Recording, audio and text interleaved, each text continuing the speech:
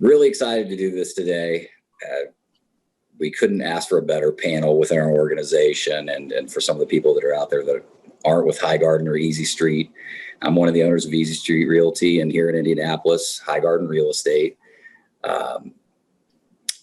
When Robyn and Laura and Courtney all were recently rated in the top 20 of social media real estate agents in Indianapolis. This is by an outfit named Property Spark. They go through the different markets and rate the top social media real estate agents. We had 3 in the top 20, had 2 last year, 3 this year. We're excited to talk to you about how we got there. I read something yesterday that really resonated with me, and it was that realtors don't sell houses, they sell trust.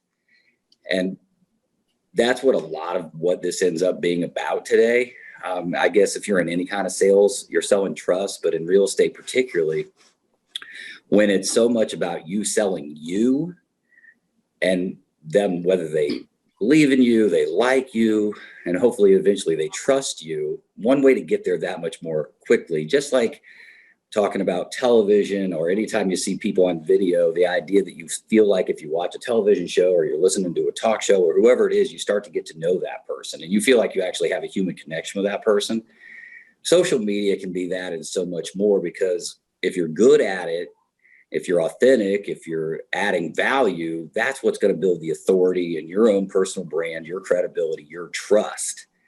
So these are 3 people that are doing it particularly well with us. We thought we'd share what they're doing. They're happy to do so. I know we certainly are lucky to have them. And all 3 of them here were, like I said, rated in the top 20. I'll go with first Courtney Miller, who's been with us for about a year and a half. She's newer to the business, but has tripled her business in the last year. She's on an exciting growth pattern. Some of the things I follow her on social media, like I do the others, and what I'm impressed by is her insightfulness, her willing to take chances and experiment. I'm sure we'll hear more about that today. Laura Waters, she's been with us for about 3.5 years. Going to do around 15 million this year. Very informative, but with so much warmth and fun, you'll be able to learn something from her too. Robyn Breece, who's been with us for over a year. We're lucky to have her on the team as our director of marketing. She's built her business around exactly what we're talking about today, around 15 million. And some of the things that separate her, outside of her just being so gracious and teaching everybody here everything she knows. I mean, she literally built a $15 million real estate business with this. She's an early adopter. She's on the leading edge of what's happening out there and helping our people see it before it can even happen. So just real quickly, Courtney, Laura, and Robyn, thank you for coming on, ladies. Appreciate it. Thank you, Steve. Yes, thank you. I know personally I'm dealing with this. I'm kind of a private person. I'm on social media, but not really. I'm more paying attention than posting, and talking every day with people that are thinking about getting into real estate about it being a public figure. And are you willing to put yourself out there? Are you willing to put this sign out there for your business, for your brand? And so I think a lot of people are uncomfortable with taking the first steps into social media. And just go down the line. Courtney, start with you. What were those first steps like for you, and how did you get through the first steps and on to what you're doing today? So when I started out, I didn't have like any actual real estate business. And so my initial posts were mostly other people's houses at the brokerage I was at the time. And also I did a lot of interior photos from interior designers in the area. So it's like kind of trying to get to know local people, but also keep the page clean. I wasn't very good about putting my own face on initially. I was really, really hesitant about that. But we still talk a lot about that. We talk a lot about that. But I'm trying to be a lot better about making it more personal in the last 9 months, especially. So yeah, at first it was kind of like an artificial advertisement, I guess, a little bit is how mine started out, and now has been transitioning more into kind of incorporating who I am into it. Laura, how about for you? What do you remember about kind of first diving in with it from a business perspective, and what, if any, apprehensions you had? Sure. So I'm coming from a world where you don't put your full life on social media.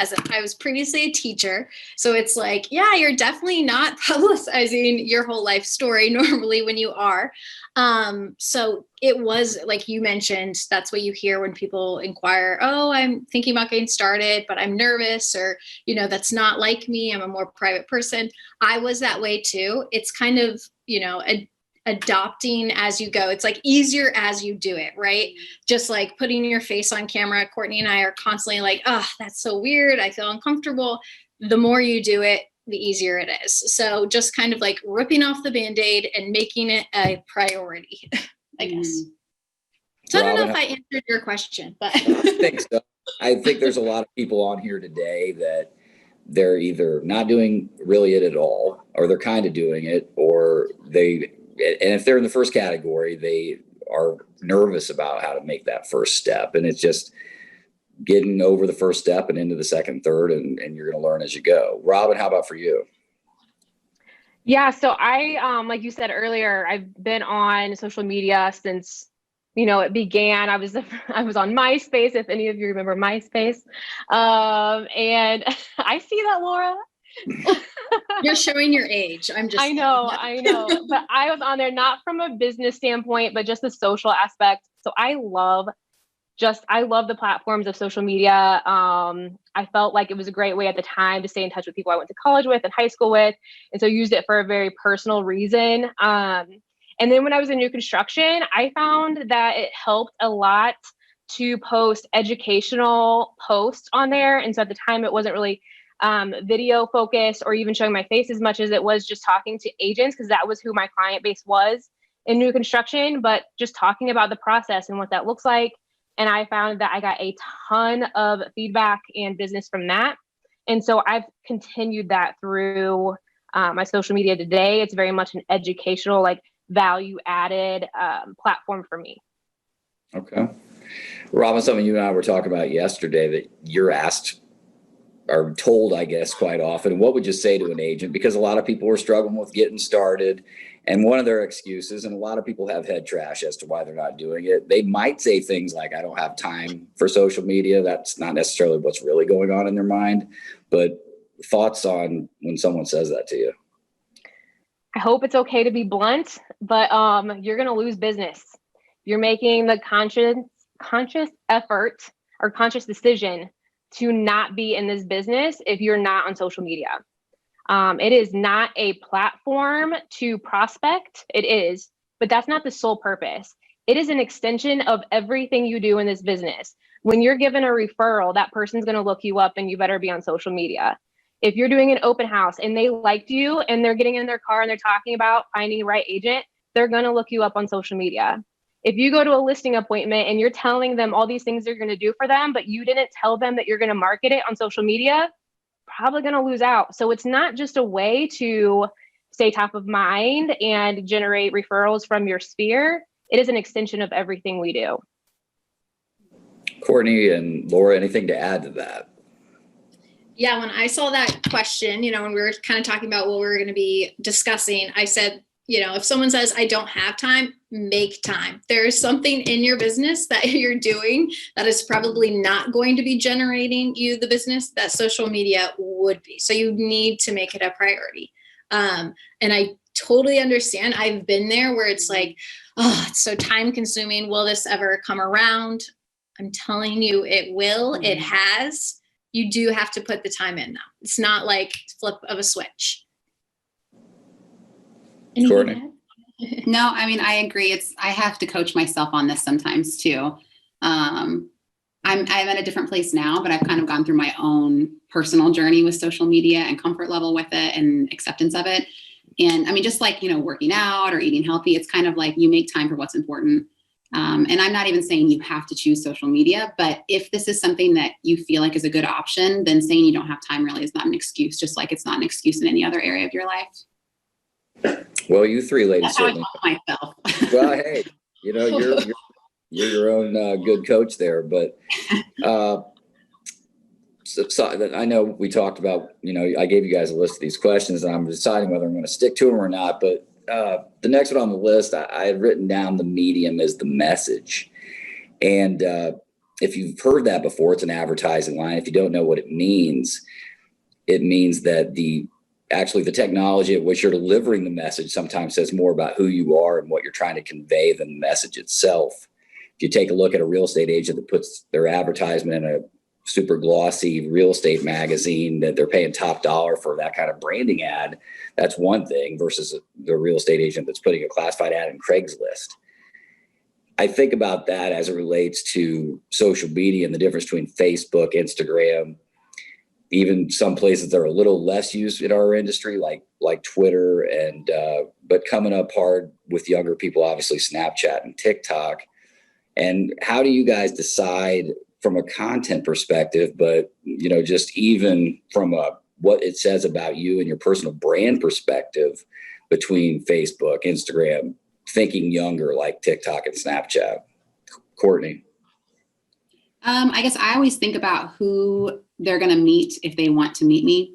And so I guess I try to start from an extremely, I know this is like a trendy word, but authentic place of who are they going to meet when we actually meet face to face. And that's who I need to put out consistently on all of the platforms. Now I've got from experience and thinking through it, I'll change content slightly from the different platforms. Your Facebook business page, people visit because they're making sure you're professional. They're checking in. Your personal business or Facebook page, people check in because they love you. And so they want to know how your life is going. Instagram, they want to find out what you're looking at, what you think is funny, really strong personality presence. So finding a way to understand who you are in all those contexts and then kind of adjusting the content for those different methods. I'm trying to figure out LinkedIn. I'm not very active on LinkedIn, but that's kind of my next frontier. So I don't have much of an opinion on LinkedIn right now. And who you want to be your customer, I think, that's important. Is it, I spend a lot of time on Instagram because when you're talking about personality, you can kind of the stories we'll talk about. It's really, your personality, it's fun, easygoing. And those are the kind of people I want who, are like that. The clients who are like me, same age, maybe general area, that's my niche, right? So I'm going to be focusing on them versus trying to hit all of these people a little, right? It's spread too thin if you're trying to do all of that. Robyn, what can you add on the medium being the message? I totally agree with what they're saying. You have to be cognizant of who your client base is and where they are and what mindset you're in when you're on each of those platforms. I've heard it being related to Facebook is like you at the office. It's a little bit more businessy, a little bit more proper. And then social media is the dinner party. You can have a drink, you can have a little fun, you can, be more loose with your language. In fact, you want your captions to read how you talk.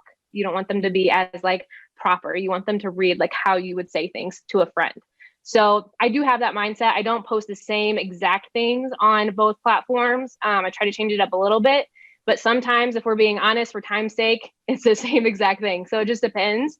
But if I had time to do it perfectly, I would mix it up a little bit more than I do. Okay. With things like Snapchat and TikTok that are geared towards a younger audience, one of the things in hiring new agents around here I often talk about is the fact, are you comfortable with being a public figure? And some people are and some people aren't. And it was interesting. I'm bringing this back a little bit to a younger generation because last night I got a follow request from someone in high school. And I thought, is this one of my kids' friends or who is this? And so I'm just kind of scrolling through that person and then who his friends are to see if one of my kids was one of his friends. And I was not recognizing these people. Some of them were local, but I was noticing on all these teenagers' bios, they had put in for their bio simply public figure. These are people in high school. And it just, I think the point here is how we better catch up because the people below us are very comfortable with this. And they're going to be first-time home buyers in 10 years. Yeah. I mean, this is going to be your competition and they're very comfortable being public figures. That's what their bios are saying. And so to bring that full circle, Robyn, TikTok, Snapchat, anything to add on a younger generation's platform? Well, to echo what Laura's saying, it's a very likely chance that you're going to spread yourself too thin if you are focusing on all platforms. So pick what you are most comfortable with and then try to broaden as you can without getting overwhelmed and just eliminating it altogether.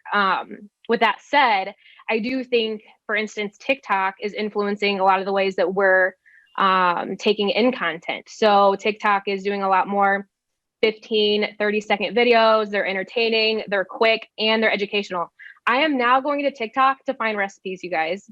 Like, it is educational. I go to TikTok, there's like doctors on there. They were talking about health tips and like, you know, stuff that you can like do with your masks and like all these different things that are educational is now on TikTok. And so I do think even if we're not on TikTok, we have to be aware that that's how people want to take in content. So your videos should reflect that, whether you're on Facebook and Instagram and not on TikTok. Like, we should still be thinking the way that like most people want to view those things. They no longer want a 10-minute video on the process of listing their home. They want 3 quick bullet points.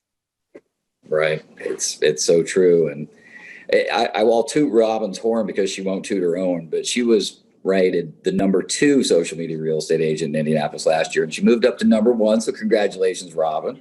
Thank you. She definitely did. Yes, exactly. Laura, I want to switch back to you.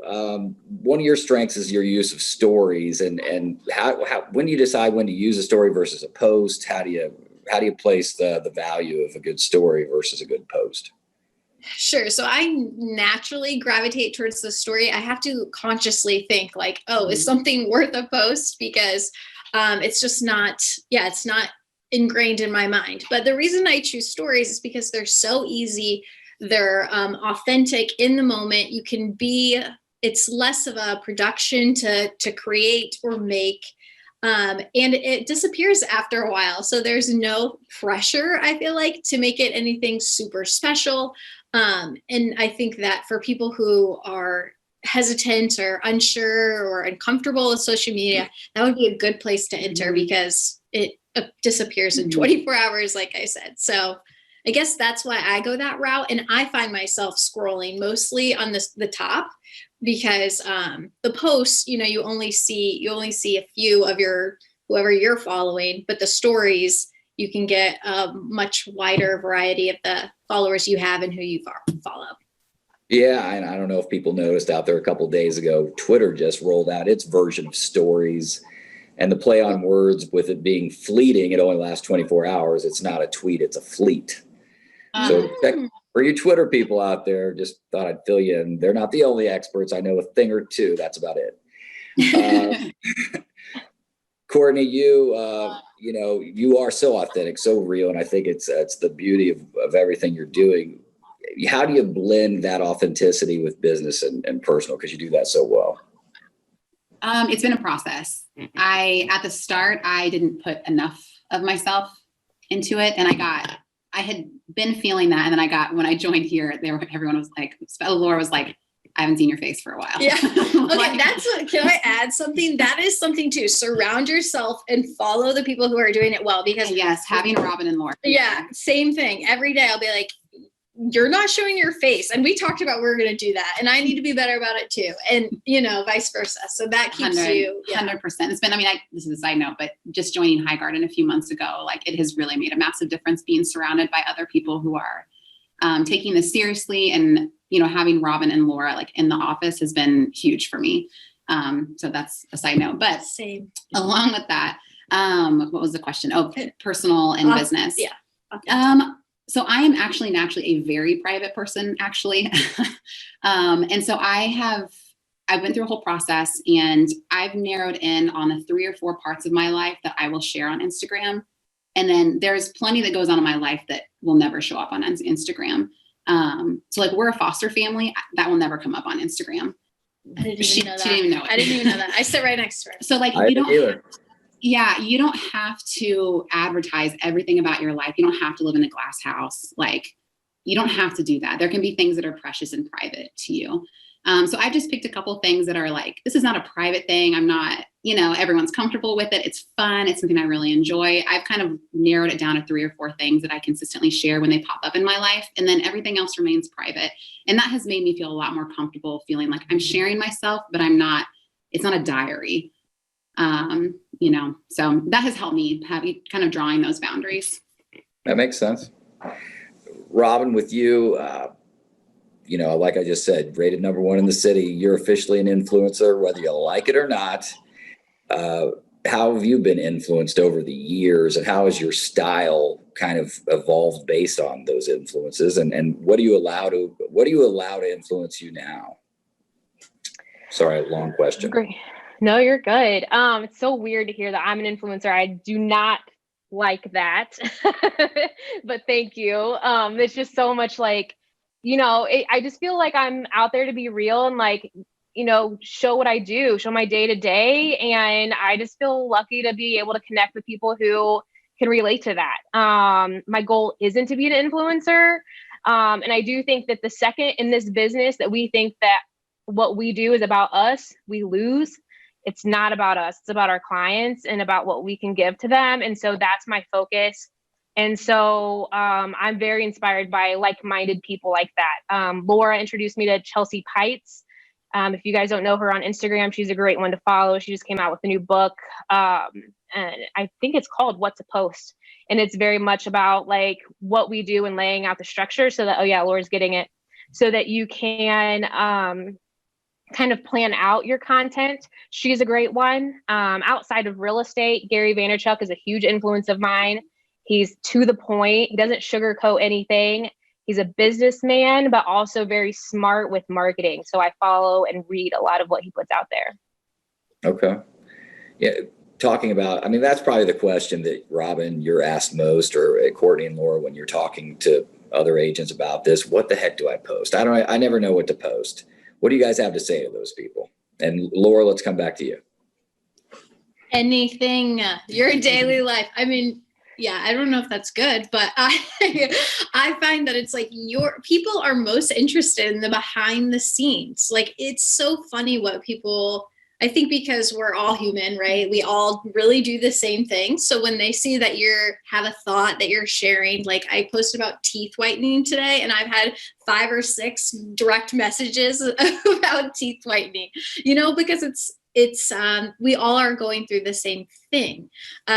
So you can really make a post about anything. I know it's just like switching your brain to think about how can I present this, but even while you're going on the way to an appointment, I heard on a podcast today, they said, if you're not into this yet, think about setting a timer every 2 hours and just documenting what you are doing in that moment. And just between like 8 and 4, so that's kind of like 6 times, which seems like a lot. So you could probably do every 4 hours, 3 hours, but just capturing that moment and saying what you're doing. It's that easy. Sorry for the long rant. Perfect. Courtney? Yeah, I would agree. I think when I'm really struggling, I just kind of stop and go back to, what do I think is funny? What do I think is interesting? What picture catches my eye? So I kind of serve myself in a way most of the time. I'm like, if I wouldn't enjoy this and I wouldn't like it, I'm not posting it. Even if it seems like something that I should post, or maybe other people are posting, I'm like, yeah, but I don't know. I don't really care about that. So I give myself a lot of permission to say, just, there's no shoulds, I guess, for me with social media stuff. And maybe there should be some shoulds, but for me, that's a big turnoff. I don't like to be told what to do. So I have to just let go of those, and scrolling through my pictures helps. Sometimes I have no idea what to post, but like, I'll just kind of sit and do a quick scroll through what I've naturally taken pictures of. And like, I've been to IKEA a lot recently. So I'm like, oh, like everyone loves IKEA, and it's kind of fun to like have fun with the topic. And so I'm like, I guess I'll just kind of, put up some stuff about my IKEA trips and stuff like that. So going through your own scroll is really helpful. Or, oh, Courtney a week ago posted this, that, like, I loved that idea. Let me piggyback off of that and make it my own, Yeah, definitely. There's no shame in repurposing someone else's content. None. It will be different, Yeah. Robyn, what do you have to add here? People ask you this they ask you this question every day. Well, they nailed it. It's documenting your day, talking about what you do, showing behind the scenes, showing what you do for your clients. I would challenge everyone on this webinar to go back and look at their social media. If you were someone who didn't know you and you were scrolling through posts, and I think this is a question even in the chat, would you be able to get a good idea of who you would be to work with? Can they see who it is that they're working with by scrolling through your Instagram or your Facebook? And if they can't, that's a problem. So I think it needs to be, you need to show your face. Videos are great just because they can hear your voice and your inflection, and they can get a sense of, do you have a sense of humor, or are you pretty serious, or what are you like to work with? And when you can take that question mark out of their mind, that's when they're more likely to contact you to work with you. Perfect. Something else Rob and I were talking about yesterday was the expectations that the clients are now putting upon us for how is it part of a seller's marketing plan? How are you going to leverage social media to help me buy a house, sell a house, probably more often sell, but what kind of expectations are you finding your clients are putting on you guys for that? What expectations are you putting on yourselves? Robyn, go ahead. I think I bring it up before they do. So I don't ever hear requirements from them necessarily, but because it's something that I do for all of my listings, I'm bringing it up as a value proposition to work with me. And, their eyes widen because they want to know that you're someone who's going to go above and beyond for them, that you're going to put a little money behind it. You're going to put your marketing expertise behind it, and you're not just going to list it and wait. And so I do think it's something that's on their mind. And if you're up against another agent who's not doing that, you've got a big upper hand there. I know that, for open houses and things like that, it's so great because when you post about those things and the seller shares it, it just helps your brand even more. I've felt like my clients love to refer me because they're proud that I go above and beyond. And so they're excited to refer me because they feel like they're doing someone a favor by connecting us and giving me to someone that I can really help them. And so the more you can just show that you go above and beyond, whether it's on social media or anywhere else, that's going to be a huge benefit to you in your business. Courtney and Laura, anything to add on that one? It's a great, once you have them as a client also, it's, they also have their own advertising on their pages, right? And so, when you're posting, I'm trying to get a lot better about this, but posting about someone's house or something, always ask permission first, but tagging them and having them post it on theirs, they're proud to share things like that. Yeah. And so it kind of adds this value where the whole process can be stressful, right? In buying and selling, and maybe always at least a little bit emotional and sometimes very emotional. But it just adds some fun and levity and nice optics. And that makes people feel good, to be in the middle of that process. So, I know it's kind of after they're already clients, but it's like this hidden value add in it too. People feel really proud. Yeah, I think people like to be a part of your social, they're like, oh, I'm a part of you, so they get excited about you sharing their stuff, whether it is just about the house or it's about their experience. I think they like that. Yeah. I know they do. Can I add something to that? Yeah, in fact, and after you do add something to that, I was going to ask you if you could read the questions in the chat, because for some reason I'm locked out of it. But sure, go ahead. We did that on purpose. No. Yeah. Oh, sorry guys, we can't see your questions. No. As far as posting and tagging people and them being proud, that's so true. And one thing that I've found has worked really well too is asking our sellers what they loved about the home and what they would want people to know, and using their words in your caption, because then they feel like they're a part of your marketing plan and that you're not just doing your own thing, but you're listening to them. So just a little tip there to ask those questions and use what they're saying. Heidi asks, if you do stories, I think this is for Laura, if you do stories a lot and they disappear, does it look like you don't post a lot to someone who just met you and checking out your social media? Okay, so this is super important, and we talked about this earlier today. Can't remember which one of you it was, but it's all about consistency. So stories last for 24 hours. Hopefully, because you are a consistent person, you've been posting somewhere between those 24 hours, and they're going to end up seeing that again within 24 hours. It's a cycle. So although that first one disappeared, you should have been consistently posting so that other stories are there. Does that make sense? I'm asking a rhetorical question. Sure. Yes. And there's the, you've got the highlights. Kinsey. So, there you go. You got the highlights, which are on your main profile page. And that is a way, you're not going to put every story you ever post in a highlight, but you can narrow it down to one that is focused on what your person, just dumb stuff that maybe isn't business related, that just kind of shows your personality. Another thing that is more business focused, about neighborhoods. Laura's really good about doing neighborhood, like being the mayor of her neighborhood kind of thing. So yeah, those highlights are a good way to like not lose out on the really good content that you make. Yeah, but posting and not doing it consistently is, I don't want to say a waste because that's not true, but it will not move the needle enough. You need to make it a daily, every 2 days habit. Okay. What else you got there, Robyn? The only other question I'm seeing, besides a lot of love in the chat, thank you all so much for all the love in there. Will you post the influencers on IG? And yes, Lauren, I will. I'll link them up here.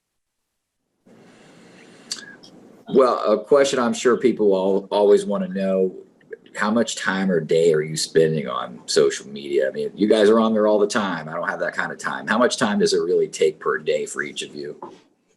Robyn? It depends. Yeah, I mean, it's like anything else. The more you do it, the faster it is.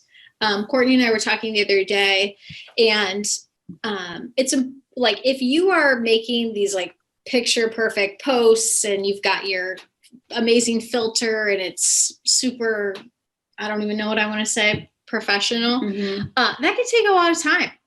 And you might like overextend the amount of time you should be spending on that. To me, that's my thought. Like authentic, I like to just put what's real out there. So the more you do it, the faster you'll be at it. Again, not a real answer. No, that's good. I mean, anywhere from 0 to 2 hours probably, because sometimes I just need to walk away because I don't like the pressure. Once I feel like I have to do it, I start to revolt. So I can see that myself. I'll walk away for a day or two, not post anything. But then other times, if I've got a listing coming up or some kind of educational thing that I want to do, I'll spend a lot more time, just like you would if you were making a TV commercial or a mailing. Like, it's no different. Like, expect to spend some times if you're communicating something more important to make sure the message gets across well. Yeah, and you don't have to. That's a good point, because I get the same way. Like some Saturdays, I'm like, I just cannot today. And you don't have to, because you've been consistent, hopefully, enough weeks or whatever build up that it's not a big deal to miss a couple days.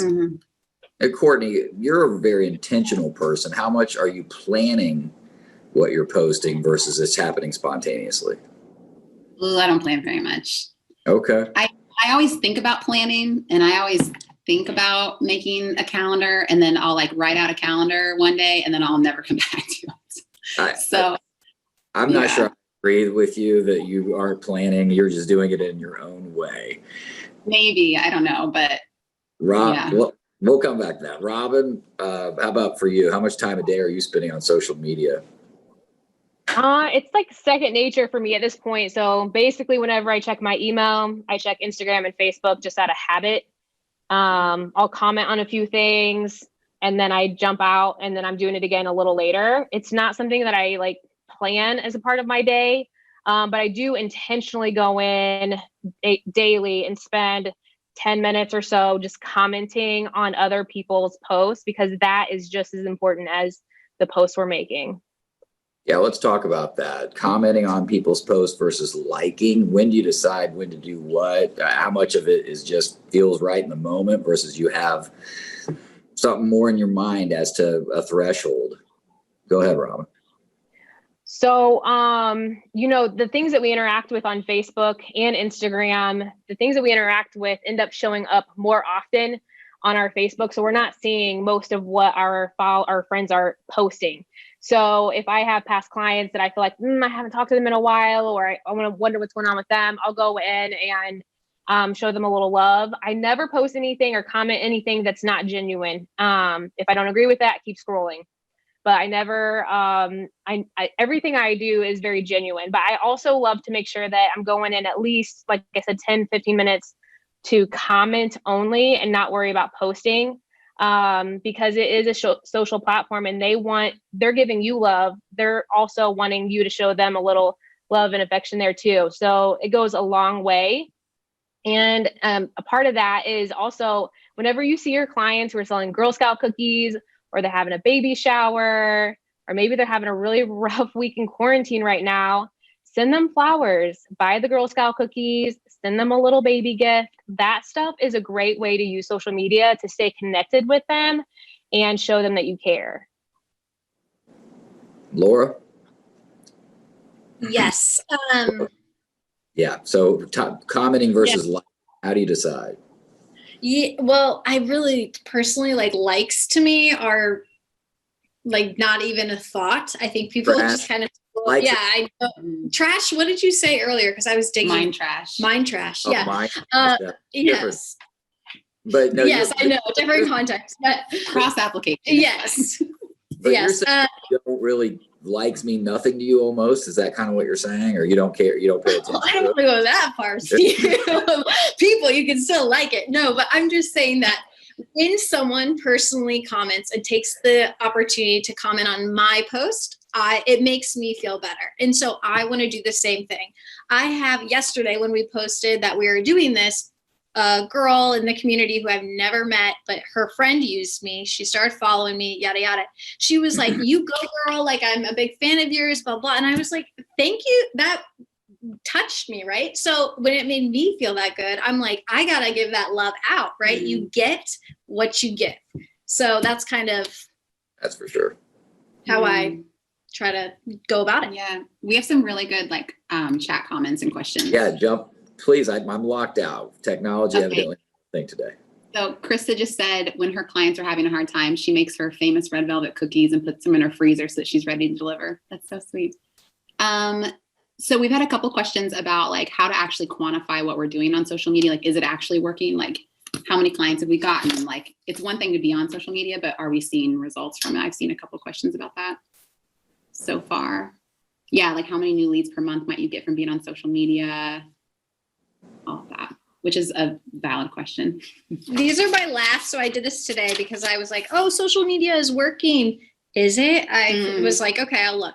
So these are my clients strictly from social media in the last 3 months, pended or sold. So 1, 2, buy and sell. I hope this isn't no, this is good. It shows that it works. Yeah. Jordan and Sarah, that's okay. So that's 3 transactions. Tyler 4, Nathan 5, Jennifer and Nate 6. And that's probably in the last 3 months. Yeah. And I looked through mine too. And so I'm even though I've been an agent for a while, it's just in the last 6 months I've been full time. And so I've had 10 clients in the last 6 months and 4 of those 10 were from social media, directly from social media. No, that's freaking amazing. Yeah. And another 2, I knew them before social media, but they were aware of my activity as an agent because of me regularly posting on social media. Yeah. So direct, and as a new agent, I think social media is critical. 1, you have time to draft your message without being caught on the spot. You have time to research, you have time to compile your thoughts, to look a little more prepared than maybe you would be if you got caught off the cuff. And it's hard to have your sphere use you in your first year or 2 because they know you're new. And so my initial business was all social media contacts. So yeah, awesome. It works. It just takes time. Yeah. And that's why I'm like, okay, these are people I did not know. I had no friend of a friend. So they 100%, but that's a year and a half, putting in the work, you know what I mean? But it's starting to pay off. Mm-hmm.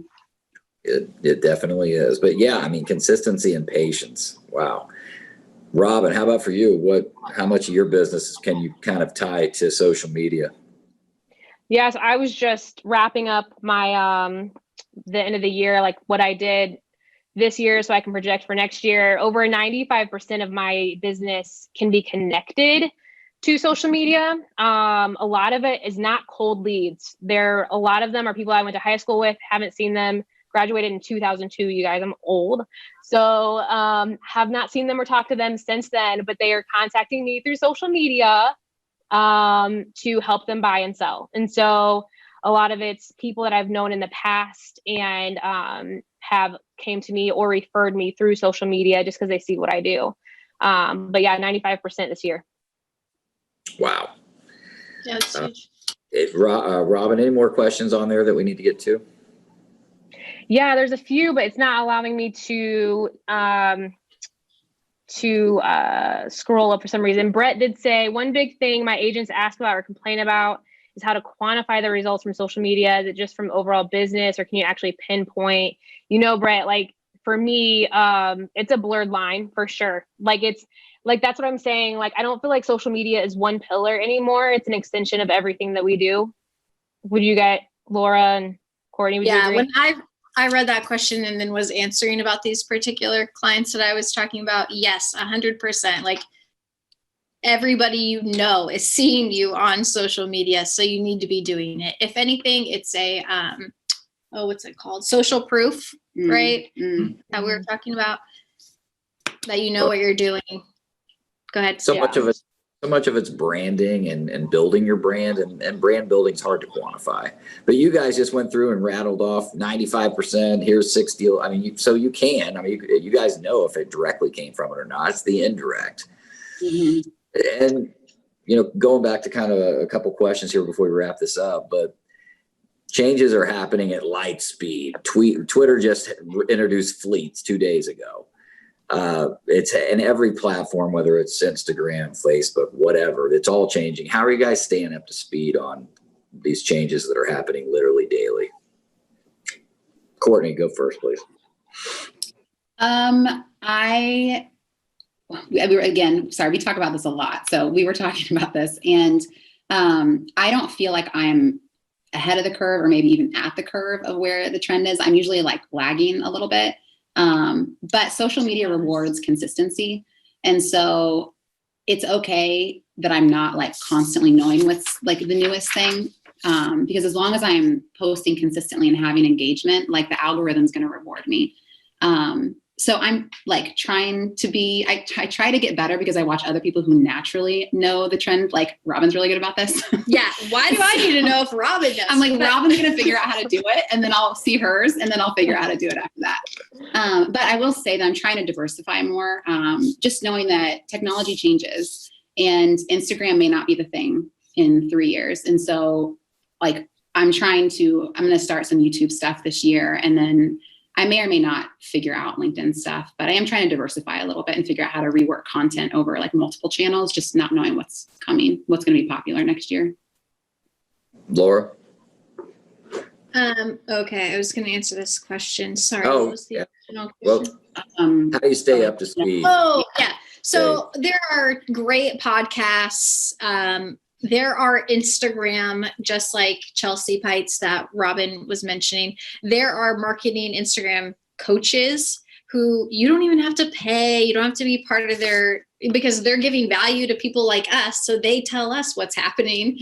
They do the hard work. And then, talking to your peers. Again, it's like anything else. Surround yourself with like-minded individuals, and you're spreading the work between you, I guess.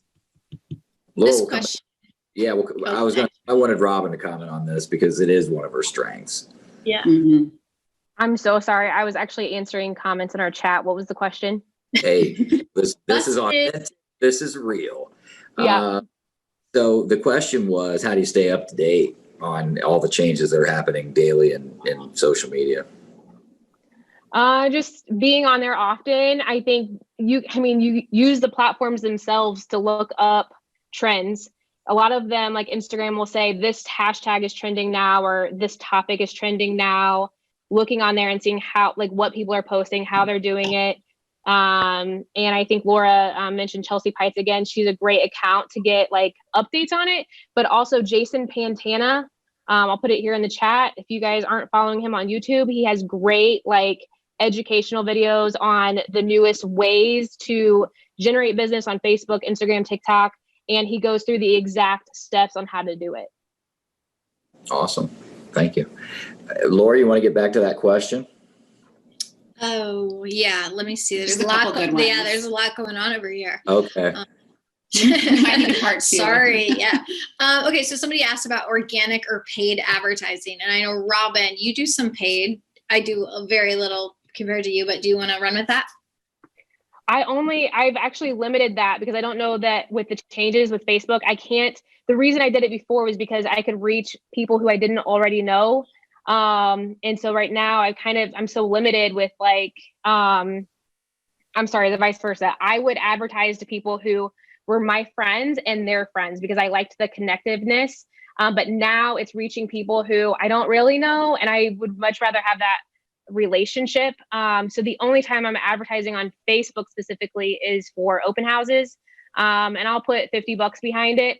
The latest, and Chris Kugelhan could say more about this, but the latest stat that I heard on that is if you hit 2,000 in your audience for Facebook advertisements, your ad goes a lot further. And the more time you give Facebook, the better. So a little tip on that. Don't do an open house ad if you're going to do one on Friday and the open house is Sunday. It's not going to do you much good. You need at least a week.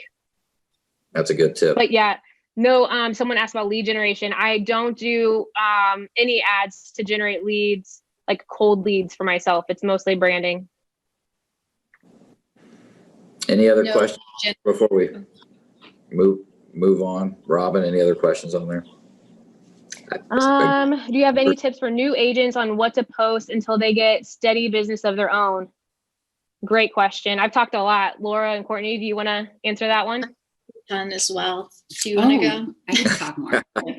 I have a lot on this because I was saying I was a foster parent for about my first year and a half of having my license. I wasn't working full time and could only really do what naturally fell in my lap because we had like a long-term placement in our home who is, I had to commit more time to home. So the one thing I could do was social media, but I didn't have a whole lot of business. And so I ran into this that first year and a half. And so I alluded to it before, but I used a lot of local interior designers work. Like if you scroll down my Instagram and look at the beginning, you can do exactly what I did. I don't care. Like it's fine. I just found a lot of local interior designers. I used pictures of their rooms. Like I would use other houses from like I'd ask permission from other agents in my brokerage. Like, hey, could I use this listing and advertise it? And I think we probably all would.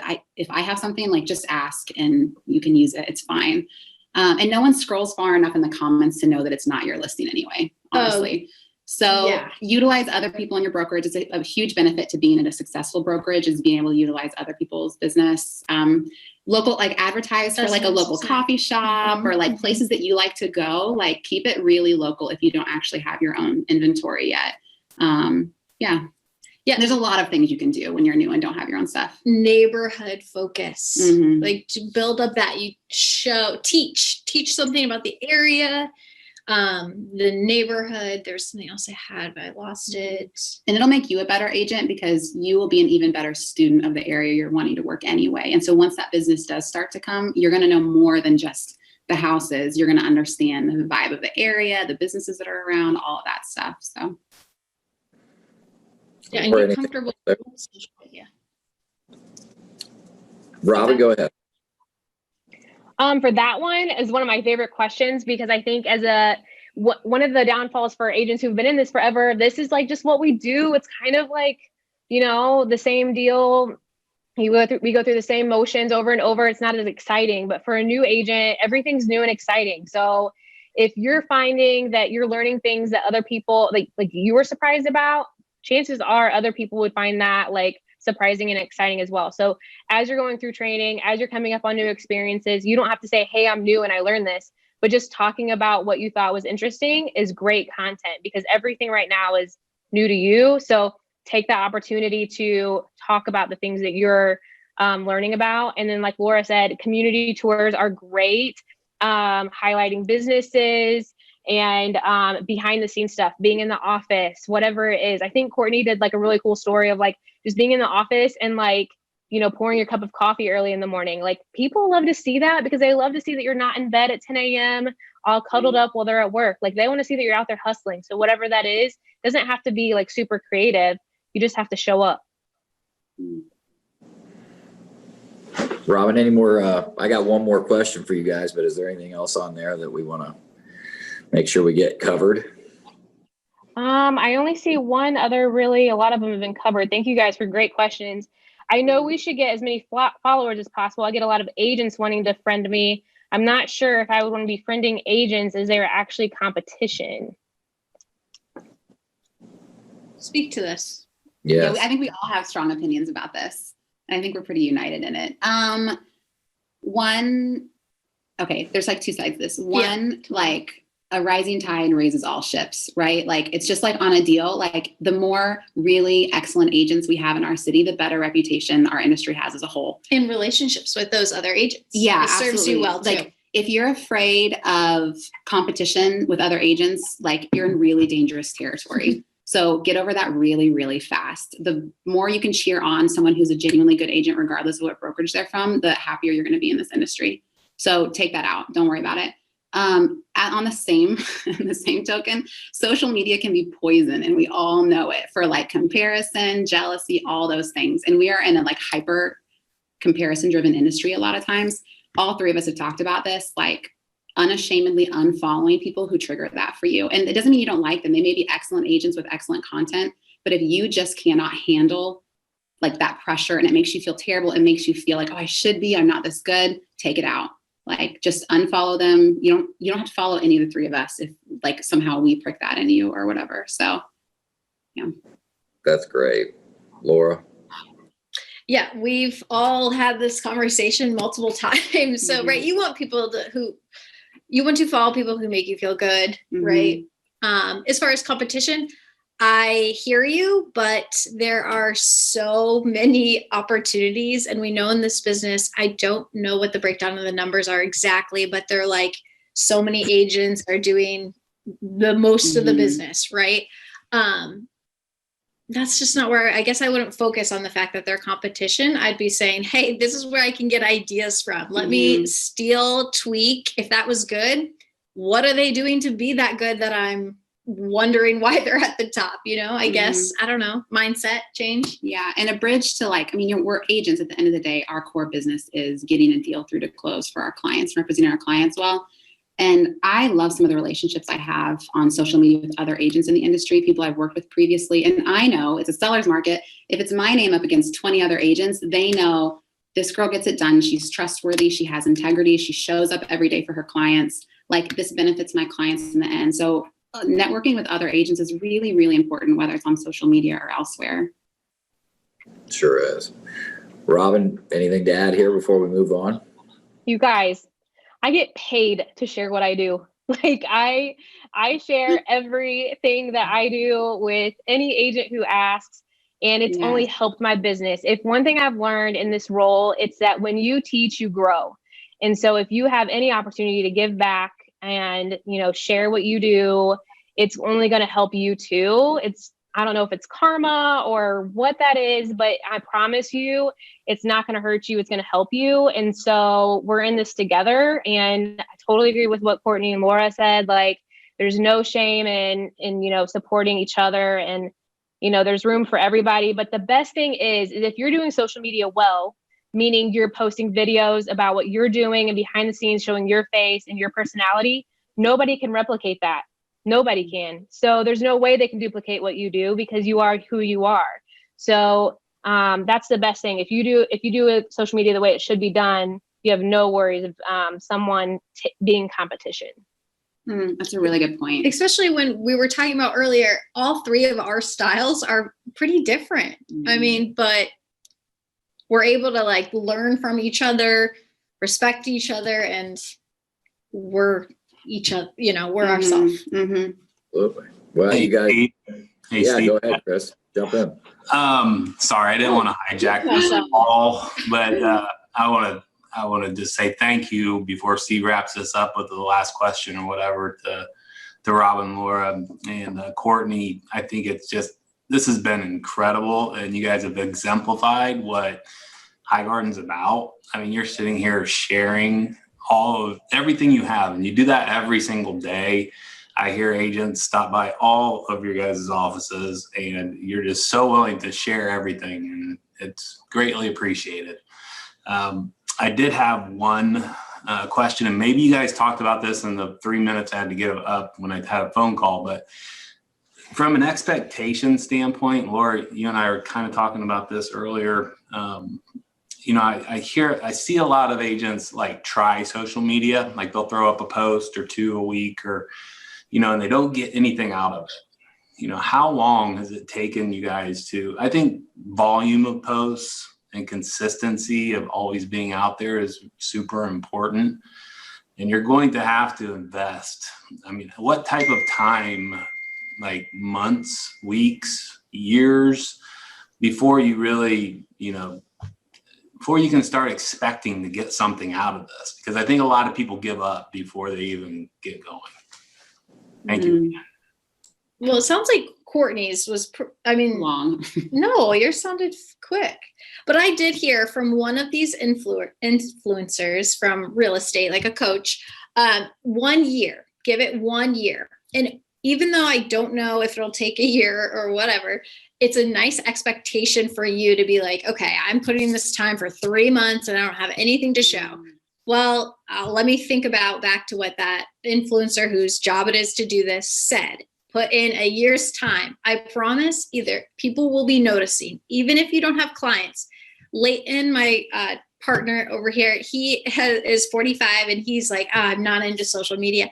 People call him all the time and are like, man, you are just all over the place. And it's not necessarily like business in that moment, but it's individuals like recognizing. And that's the same thing. It means you are on the path to getting those clients. For me, I'd say a year and a half till I was getting legit people being like, sell me a house tomorrow. And that has happened. I would say a year. I'm with that. It's like if you're in real estate and you want instant gratification, I'm sorry, you got into the You wrong. better find another job. Yeah.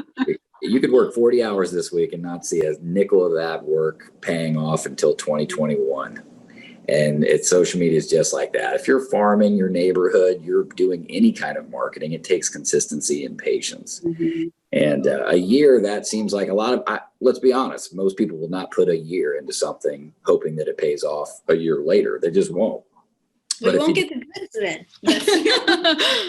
Well, they won't end up, as successful in real estate as they could have been. Last question I have for you guys. It's a Chris Kugelhahn special because, this is, I like the question. We'll see what you guys have for us today. What's one social media secret you thought you'd never share with anyone that you'd like to give up today? Do you want to lead? Robyn, do you want to lead? Whoever has this big secret, let's hear it. Come on. Courtney, you got a big smile. Share your secret. Okay. Can I give two quick ones? So sure. One is practical and one is not. So we alluded to one, which is don't be afraid to unfollow people. You'll be a lot happier. Pressure. Yeah. Practical. I wouldn't call this a secret, but it has been like a really big shift for me that's helped a lot this year is that for a long time, I had my Instagram automatically showing to my Facebook business page. And nobody looks at your Facebook business page for day-to-day content. They only go to check to make sure you're regular. And so or that you're like working regularly. So I switched that to having my Instagram directly shared to my personal Facebook page. And it has like through the roof, like my sphere all of a sudden is who wasn't previously like my Facebook audience, who wasn't previously interacting with much of my business stuff is now seeing all the same stories I put up on Instagram. So I went from like having like 2 or 3 people looking at my Facebook stories on my business page to having like nearly 200 every day, like looking through them. Huge difference. And these are people that know me and I've got history with. So that would be like not a hidden secret, but one that I made a switch this year and it's made a big difference. But and to go back to the first thing you said too, and you alluded to it earlier as well, but unfollowing, how often do you unfollow someone? I have like a 3 strikes rule because some people I unfollow are like really great and it should be inspiring, but for some reason it triggers something and I try to mature. My first step is, can I become mature enough to like get over this? Mature is removing it. But it's not good for your mental health. If I can't deal and it just keeps triggering it in me, then I'll do it. So probably once a week I'll unfollow. Usually it's another agent just because I'm just comparing too much. So. Okay. All right. Yeah. Laura, how about for you? What secret do you have for us today that you want to share? These are not great secrets. But give us a juicy one. Okay. I would say that I'm looking because I had to write these down. Any local place I am around, I am tagging them. They're probably like, this girl is tagging me constantly. I have no idea who she is, but eventually, like the other day, it was downtown in Indy, which is, like everybody tags them. And I've been tagging them for months and they finally started following me. And I was like, yeah, I got you, Yes.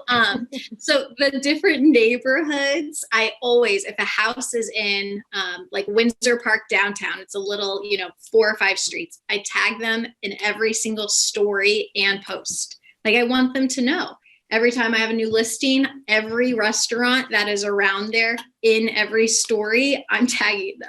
So that's one. My other one would be for people who are really hesitant about like starting with real estate because they just don't know what to do, make it about your personal life. We didn't go over the specific question of what gets you the most likes, but people love knowing like you know.